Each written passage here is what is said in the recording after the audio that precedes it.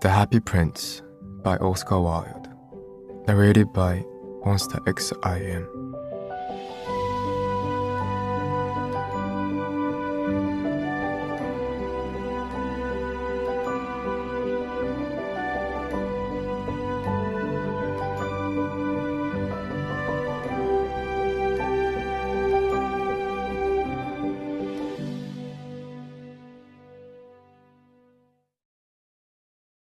High above the city, on a tall column, stood the statue of the Happy Prince. He was gilt all over with thin leaves of fine gold. For eyes he had two bright sapphires, and a large red ruby glowed on his sword hilt. He was very much admired indeed. "He is as beautiful as a weathercock," remarked one of the town councillors who wished to gain a reputation for having artistic taste. "Only not quite so useful," he added, fearing lest people should think him unpractical, which he really was not. "Why can't you be like the Happy Prince?" asked a sensible mother of her little boy who was crying for the moon. "The Happy Prince never dreams of crying for anything." "I am glad there is someone in the world who is quite happy," muttered a disappointed man as he gazed at the wonderful statue. "He looks just like an angel," said the charity children as they came out of the cathedral in their bright scarlet cloaks and their clean white pinafores. "How do you know?" said the mathematical master. "You have never seen one." "Ah, but we have in our dreams," answered the children, and the mathematical master frowned and looked very severe, for he did not approve of children dreaming. One night there flew over the city a little swallow. His friends had gone away to Egypt 6 weeks before, but he had stayed behind, for he was in love with the most beautiful reed. He had met her early in the spring as he was flying down the river after a big yellow mouse, and had been so attracted by her slender waist that he had stopped to talk to her. "Should I love you?" said the swallow, who would like to come to the point at once, and the reed made him a low bow. So he flew round and round her, touching the water with his wings and making silver ripples. This was his courtship, and it lasted all through the summer. "It is a ridiculous attachment," twittered the other swallows. "She has no money and far too many relations." And indeed the river was quite full of reeds. Then, when the autumn came, they all flew away. After they had gone, he felt lonely and began to tire of his lady love. "She has no conversation," he said, "and I am afraid that she is a coquette, for she is always flirting with the wind." And certainly, whenever the wind blew, the reed made the most graceful curtsies. "I admit that she is domestic," he continued, "but I love traveling, and my wife, consequently, shall love traveling also. Will you come away with me?" he said finally to her. But the reed shook her head. She was so attached to her home. "You have been trifling with me," he cried. "I am off to the pyramids. Goodbye."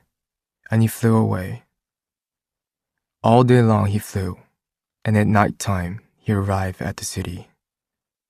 "Where should I put up?" he said. "I hope the town has made preparations." Then he saw the statue on the tall column. "I will put up there," he cried. "It is a fine position, with plenty of fresh air." So he alighted just between the feet of Happy Prince. "I have a golden bedroom," he said softly to himself as he looked round. and he prepared to go to sleep. But just as he was putting his head under his wing, a large drop of water fell on him. "What a curious thing," he cried. "There is not a single cloud in the sky. The stars are quite clear and bright, and yet it is raining. The climate in the north of Europe is really dreadful. The reed used to like the rain, but that was merely her selfishness." Then another drop fell. "What is the use of a statue if it cannot keep the rain off?" he said.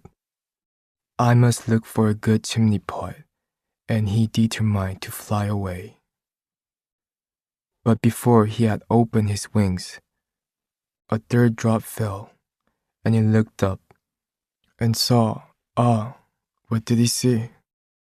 The eyes of the happy prince were filled with tears, and tears were running down his golden cheeks. His face was so beautiful in the moonlight that the little swallow was filled with pity. "Who are you?" he said. "I am the happy prince." "Why are you weeping then?" asked the swallow. "You have quite drenched me." "When I was alive and had a human heart," answered the statue, "I did not know what tears were, for I lived in the palace of Sanssouci, where sorrow is not allowed to enter. In the daytime, I played with my companions in the garden, and in the evening, I led the dance in the great hall. Round the garden ran a very lofty wall, but I never cared to ask what lay beyond it. Everything about me was so beautiful. My courtiers called me the happy prince, and happy indeed I was, if pleasure be happiness. So I lived, and so I died. And now that I am dead, they have set me up here so high that I can see all the ugliness and all the misery of my city. And though my heart is made of lead, yet I cannot choose but weep." "What? Is he not solely gold?" said the swallow to himself. He was too polite to make any personal remarks out loud. "Far away," continued the statue in a low musical voice, "far away in a little street there is a poor house. One of the windows is open, and through it I can see a woman seated at a table. Her face is thin and worn, and she has coarse, red hands, all pricked by the needle, for she is a seamstress. She is embroidering passion flowers on a satin gown for the loveliest of the queen's maids of honor to wear at the next court ball. In a bed in the corner of the room, her little boy is lying ill. He has a fever and is asking for oranges. His mother has nothing to give him but river water, so he's crying. Swallow, swallow, little swallow, will you not bring her the ruby out of my sword hilt? My feet are fastened to this pedestal, and I cannot move." "I am waited for in Egypt," said the swallow. "My friends are flying up and down the Nile and talking to the large lotus flowers. Soon they will go to sleep in the tomb of the great king. The king is there himself in his painted coffin. He is wrapped in yellow linen and emballed with spices. Round his neck is a chain of pale green jade, and his hands are like withered leaves." "Swallow, swallow, little swallow," said the prince, "will you not stay with me for one night and be my messenger? The boy is so thirsty, and the mother so sad." "I don't think I like boys," answered the swallow. "Last summer, when I was staying on the river, there were two rude boys, the miller's sons, who were always throwing stones at me. They never hit me, of course. We swallows fly far too well for that. And besides, I come of a family famous for its agility, but still, it was a mark of disrespect. But the happy prince looked so sad that the little swallow was sorry. "It is very cold here," he said, "but I will stay with you for one night and be your messenger." "Thank you, little swallow," said the prince. So the swallow picked out the great ruby from the prince's sword and flew away with it in his beak over the roofs of the town. He passed by the cathedral tower, where the white marble angels were sculptured. He passed by the palace and heard the sound of dancing. A beautiful girl came out on the balcony with a lover. "How wonderful the stars are," he said to her, "and how wonderful is the power of love. I hope my dress will be ready in time for the state ball." She answered, "I have ordered passion flowers to be embroidered on it, but the seamstresses are so lazy." He passed over the river and saw the lanterns hanging to the masts of the ships. He passed over the ghetto and saw the old Jews bargaining with each other and weighing out money in copper scales. At last, he came to the poor house and looked in. The boy was tossing feverishly on his bed, and the mother had fallen asleep. She was so tired. And he hoped and laid the great ruby on the table beside the woman's thimble. Then he flew gently round the bed, fanning the boy's forehead with his wings. "How cool I feel," said the boy. "I must be getting better."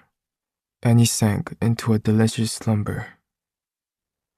Then the swallow flew back to the happy prince and told him what he had done. "It is curious," he remarked, "but I feel quite warm now, although it is so cold." "That is because you have done a good action," said the prince.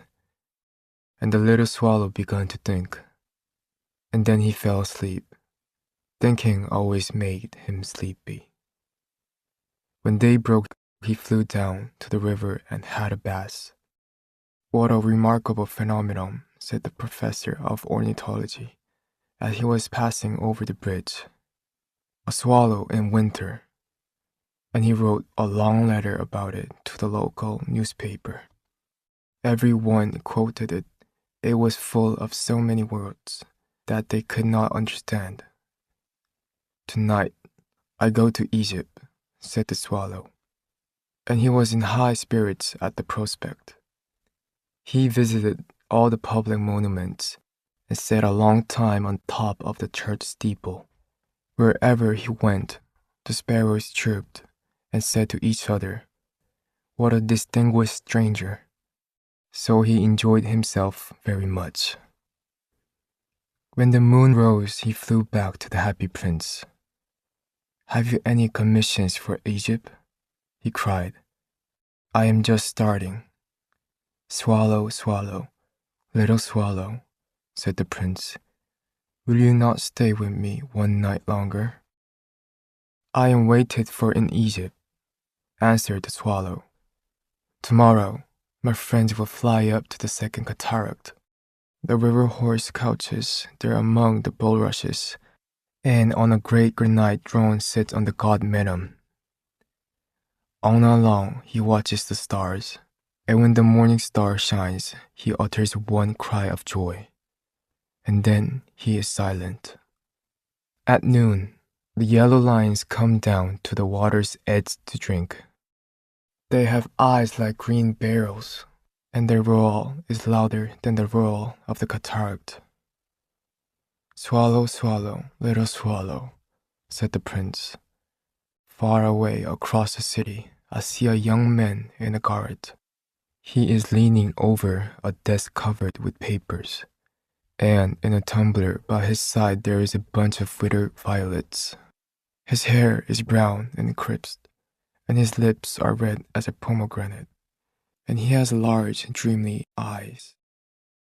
He is trying to finish a play for the director of the theater, but he is too cold to write any more.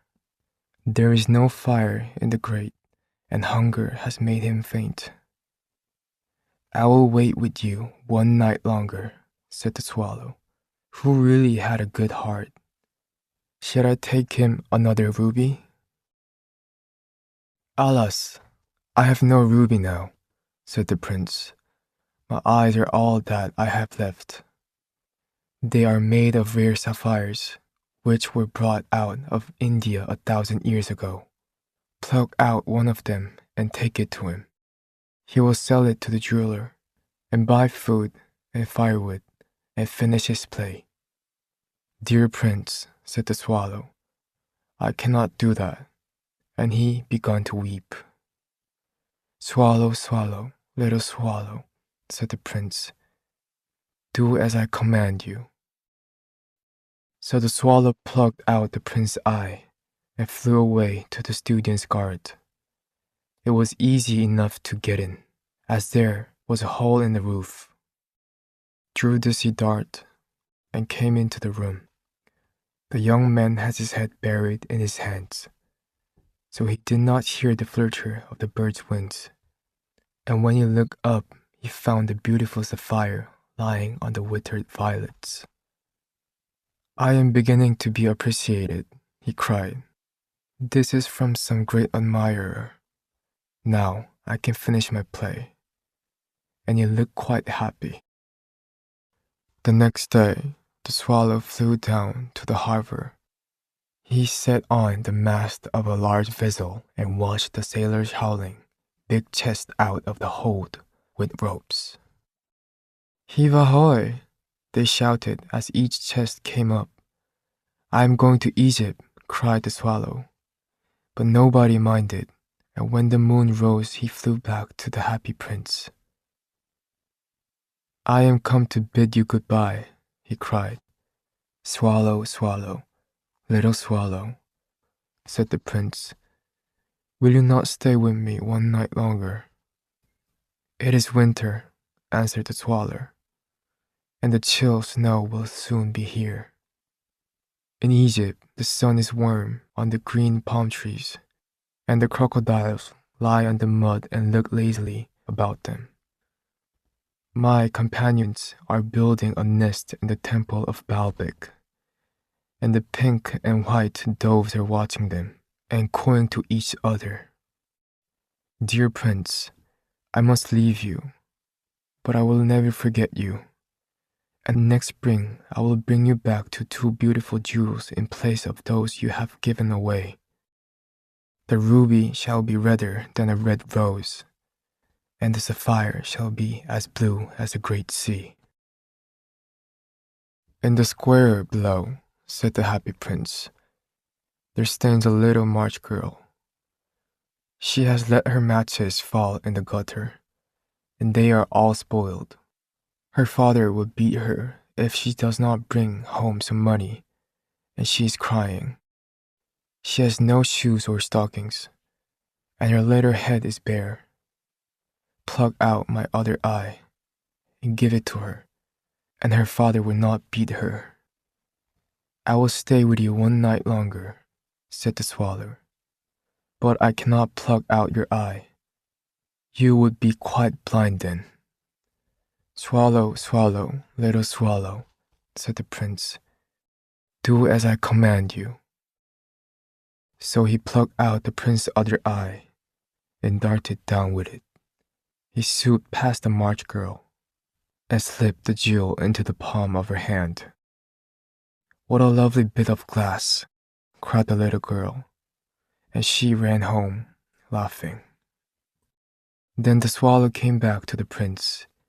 You are blind now, he said, so I will stay with you always. No, little swallow, said the poor prince, you must go away to Egypt. I will stay with you always, said the swallow, and he slept at the prince's feet. All the next day he sat on the prince's shoulder and told him stories of what he had seen in strange lands. He told him of the red ibises who stand in long rows in the bank of the Nile and catch goldfish in their beaks, of the Sphinx, who is as old as the world itself and lives in the desert and knows everything. Of the merchants who walk slowly by the side of their camels and carry amber bits in their hands. Of the king of the mountains of the moon, who is as black as ebony and worship a large crystal. Of the great green snake that sleeps in a palm tree and has 20 priests to feed it with the honey cakes. And of the pygmies who sail over a big lake on large flat leaves and are always at war with the butterflies.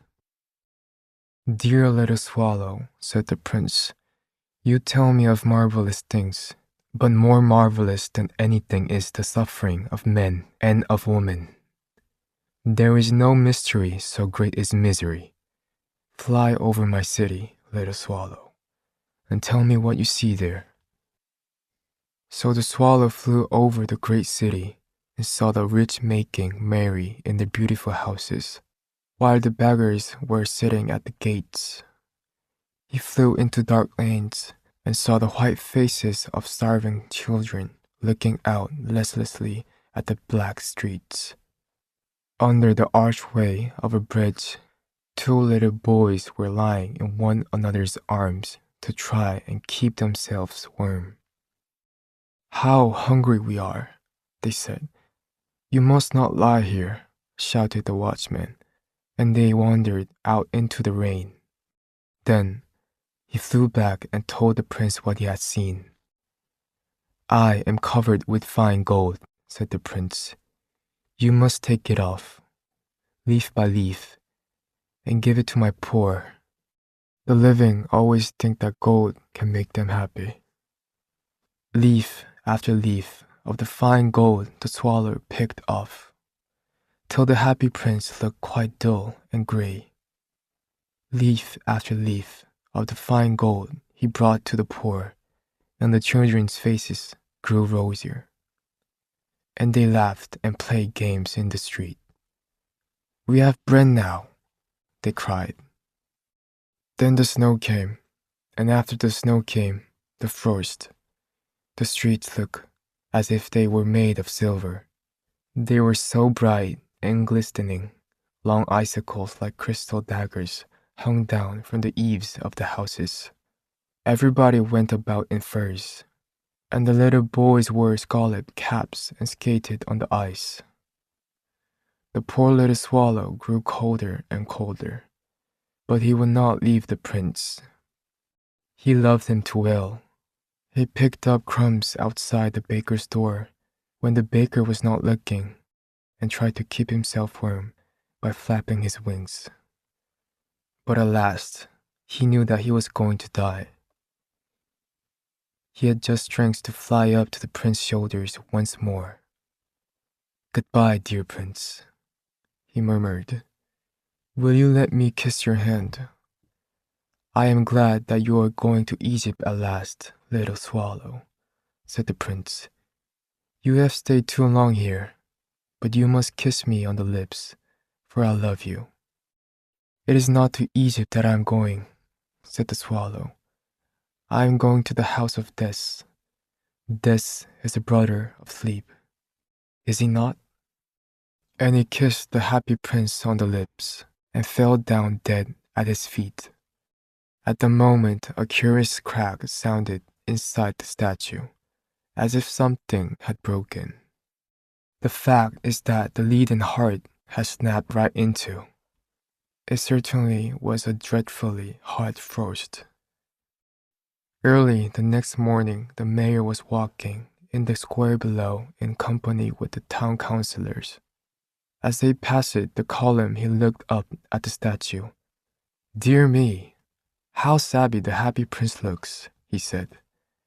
How shabby indeed, cried the town councillors, who always agreed with the mayor, and they went up to look at it. The ruby has fallen out of his sword. His eyes are gone, and he is golden no longer, said the mayor. In fact, he is little better than a beggar. Little better than a beggar, said the town councillors. And here is actually a dead bird at his feet, continued the mayor. We must really issue a proclamation that birds are not to be allowed to die here. And the town clerk made a note of the suggestion. So they pulled down the statue of the Happy Prince.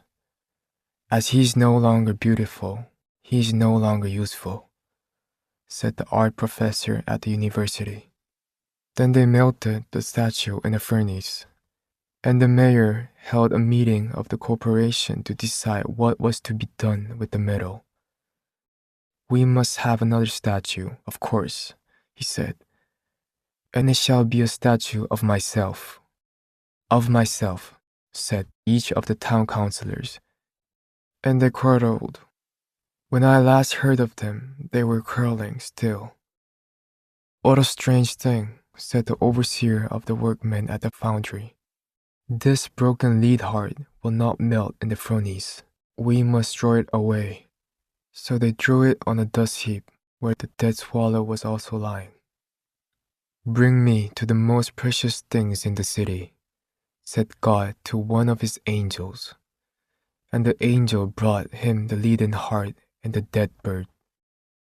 You have rightly chosen, said God. For in my garden of paradise, this little bird shall sing forevermore, and in my city of gold, the happy prince shall praise me.